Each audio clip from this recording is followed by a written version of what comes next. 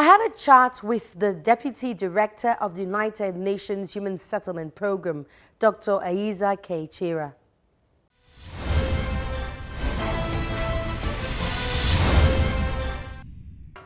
You're welcome to the program. Thank you very much, Omelag. Africa has the lowest level of urbanization and yet the highest pace of urbanization. I mean, with as much as 4.5% compared to the regular average 2%. Mm-hmm. How can we change this narrative?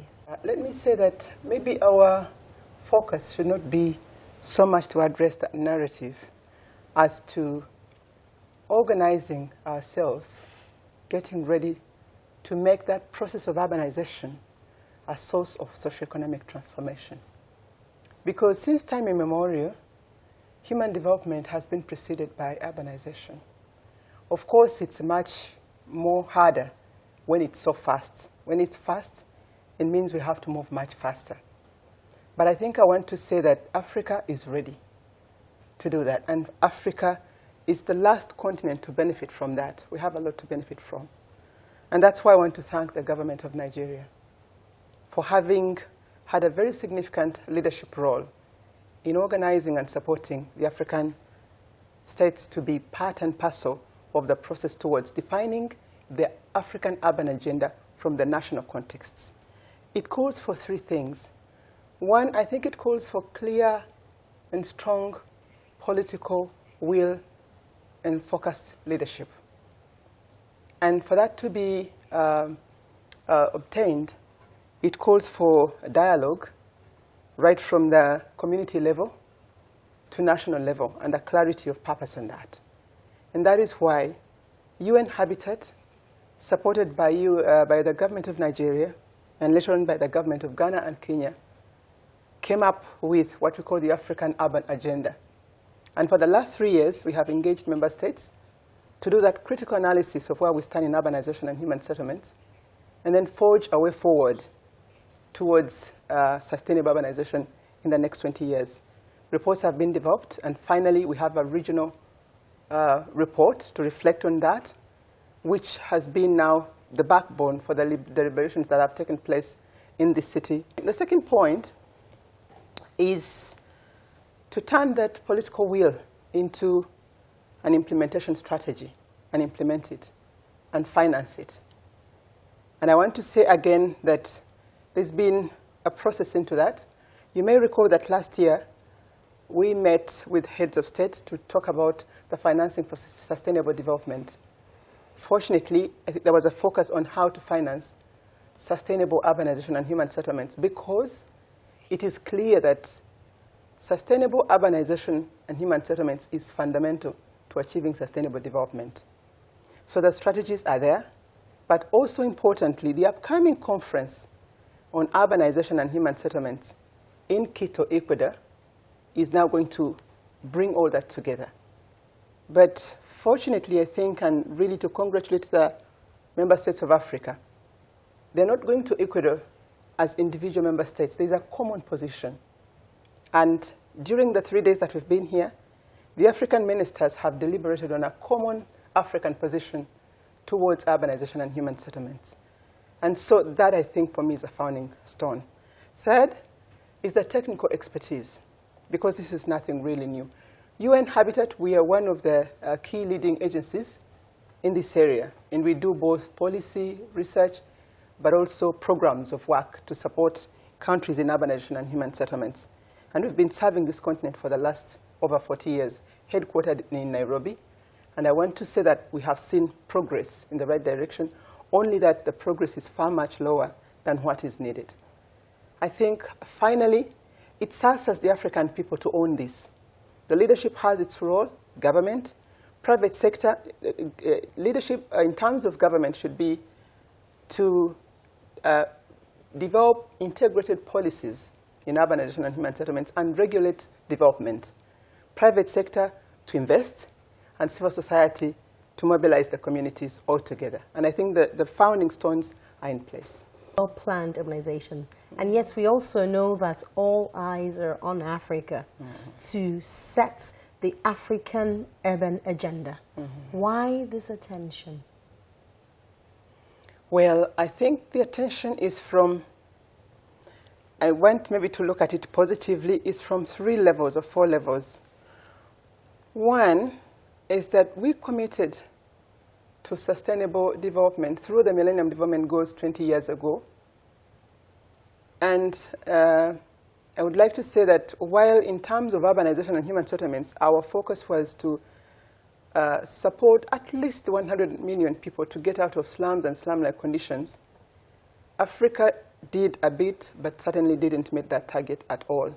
And that target was met globally from the other, especially Asian countries, but up to now we have 62% of our people in slums and slum-like conditions. So we have a challenge with us. Secondly, on the other hand, there's a lot of investment that's taking place today, whether in infrastructure development or housing. So which means that the will is there, but the how to do it right, it's important. And that's why African governments, together with the other leaders, have, within the Sustainable Development Goals, have now endorsed a standalone goal on urbanization and human settlements. And I think that's a big founding stone upon which we can stand and do it right. Third, Africa is growing. We are not talking about an Africa that stagnated socioeconomically. We are developing for the last, well, I mean, there was the global economic crisis, but we have had a steady growth for the last 10, 15 years. But the question is, how is that growth transformed into improved employment and livelihoods of the people of Africa? So if we have good economic growth, if we have got the political will, how do we use the tool of urbanization and human settlements to accord decent, inclusive, safe livelihoods in cities, towns, and even village centers?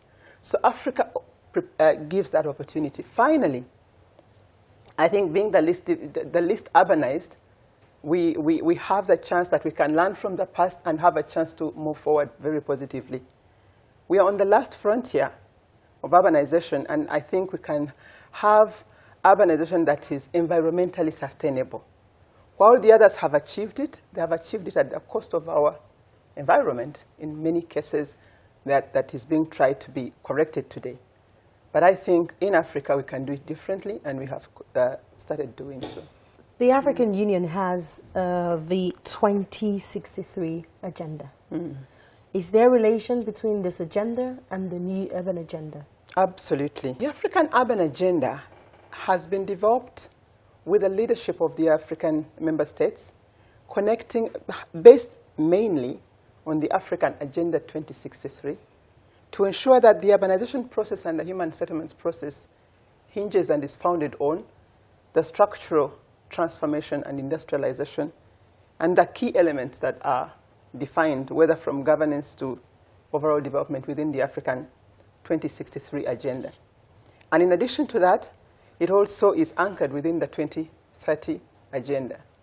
But to make it much more concrete, again, as I mentioned, the African leaders have focused now on the role of urbanization in that. And that is how the common position of Africa on urbanization has been built. And it's built to support the African countries to implement 2063, utilizing the benefits of planned, well-managed, well-led, and sustainable urbanization. So it is certainly a founding principle. And just to conclude, again, I want to commend the African leaders in that following that endorsement, the African leaders have agreed to focus on urbanization at the level of heads of state. So the upcoming African Union Heads of State Summit in July in Kigali is going to be focused on urbanization, out of which we hope and trust that the common African position on urbanization will be endorsed. And thereafter, I'm sure they will join the rest of the world to negotiate and include it in the outcomes of Habitat 3 conference. We will go on a short break right now, and when we return, we will tell you more about urbanization in Africa.